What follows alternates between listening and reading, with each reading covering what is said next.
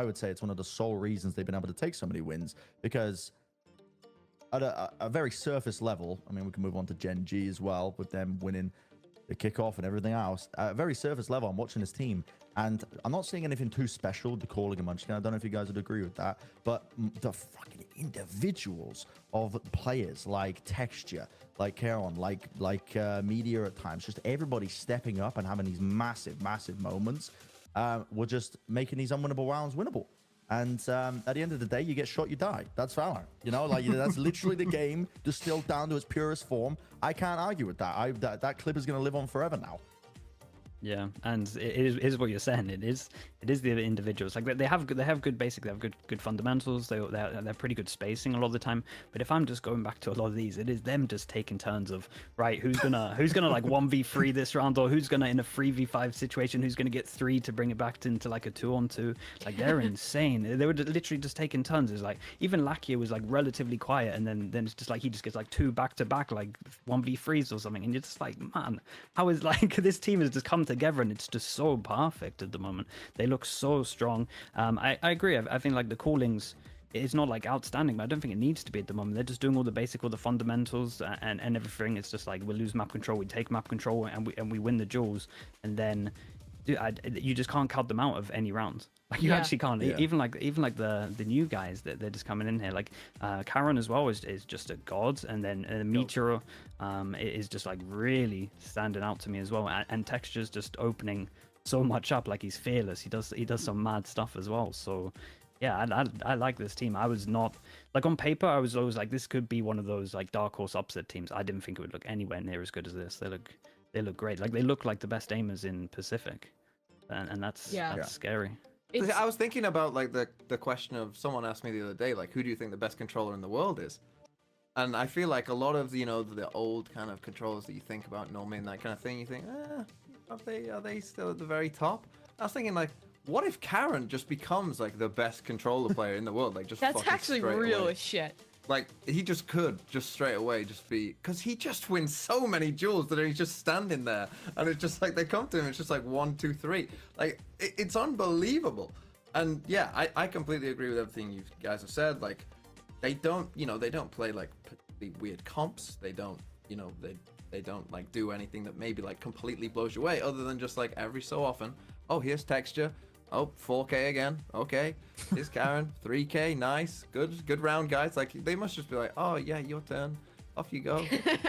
Yeah, it is. Well, Meteor's gonna hop on Killjoy this round. He gets 4. Yeah, it is that. Even Munchkin, like, he's calling, and he's just like probably some of the highest fragging we've seen him doing. It's like, damn, like, just every single one of them just looks incredible.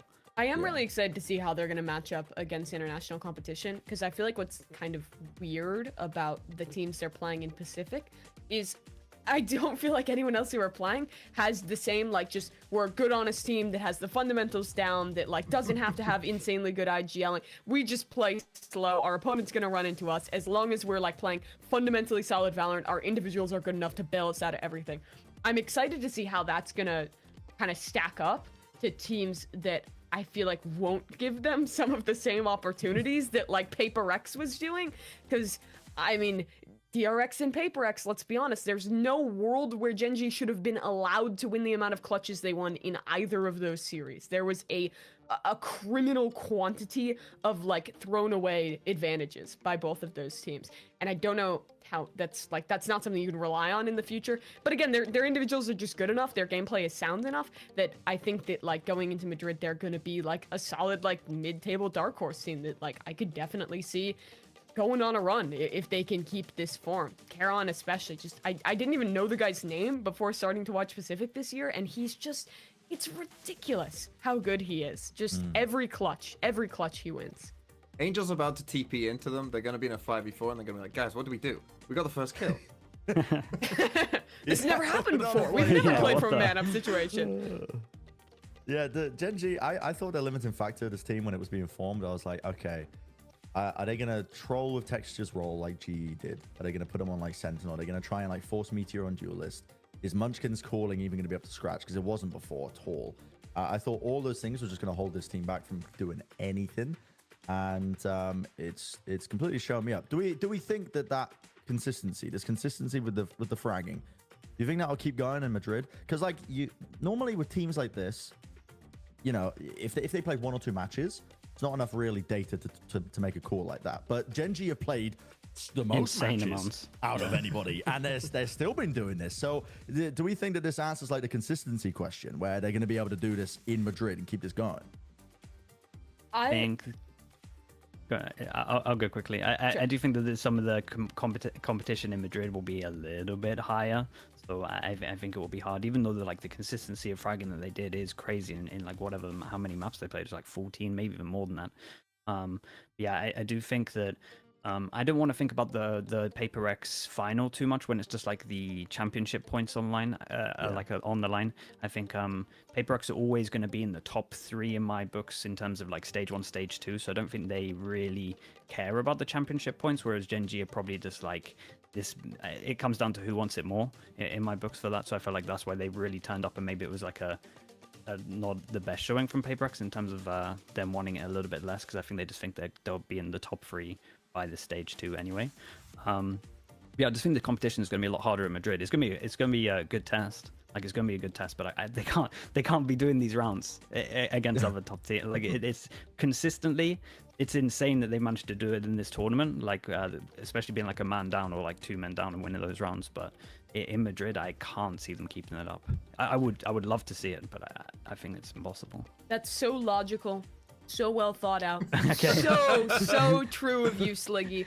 But also, when was the last time a like ridiculous, disgusting rookie player that came out of nowhere showed up to an international event? Guess what we always say? Every fucking co-streamer, every analyst says, "Oh, it's a big stage. The pressure's on now. What's he gonna do?" And they're always fucking dunking. I am done doubting rookies. It's not real. It's not real. Doesn't fucking matter. I don't care. Karon's gonna be out there. He's gonna be hooping on the court. The fucking Michael B. Jordan of Valorant. I don't care. They can keep the form. Will they win the tournament? No. Will they play well? Will they get some upsets? I think so. I think that's a fair take, to be honest. I mean, to be honest, the consistency of eco wins has gone up massively in Americas as well. Not everywhere. Yeah, everywhere. Everywhere. Yeah, I mean, well, in the EMEA matches I watched, I felt like it wasn't as much, but I think in general, every other team loses every second round at this point. Yeah, it feels like it's so strange. Second round you can't win. Because yeah, in theory they're like all buying less as well to watch out for the outlaws. It's the skins. But this is the fourth thing, and like this just shows you how much of it is just like the game itself, where it's just no one's running around with like the sheriffs or the armor anymore. It's just like everyone has to group together with classics, and you actually have to put some thought process in now. Play with the util. Yeah, and teams are, and you can just tell with these teams they're planning, especially with their second rounds as well. They're always planning like 2 rounds ahead, so it's always just like pistol, and then you can tell they have like a set plan for their ecos now. And we rarely saw that, to be honest. A lot of time it was just be like, "Oh, boys, just buy some sheriffs, get some damage done." Maybe you see like a 3-person stack, or just like, "Oh, there's no sound here. Let's go like gamble stack over towards here." But now there's like actual like trap plays and stuff on ecos, and they're taking like risks that are smart but sick at the same time. So it's cool that teams are being forced to do that. They could have done it back then as well, but it's progress at least. Yeah. Well, let's touch on some of the other matches that happened way further ago, because we missed it.